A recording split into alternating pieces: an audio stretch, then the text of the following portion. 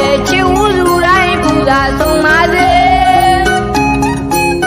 ရန်ညူရီပြပါစေလေမုတ်တရားကိုခွာချလို့နှလုံးသားကိုလာစင်ကြလေပျော်ရွှင်ကြည်နူးရင်နဲ့လောကသစ်စီရှောက်လန်းညမယ်လေ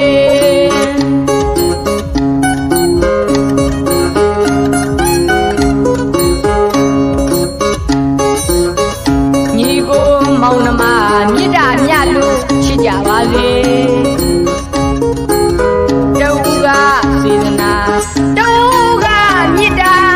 တူကလေးချင်နာနာမှာမင်္ဂလာတရားနဲ့ပြည့်ဝမယ်လေ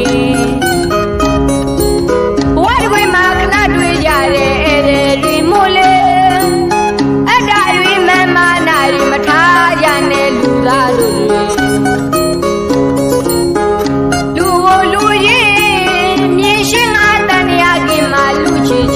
ခိုင်မြဲမယ်လေ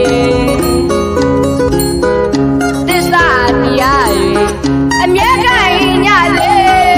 ပျော်ရွှင်ကြည်နူးရင်နဲ့လောကသစ်စီရှောက်လန်းညမယ်လေ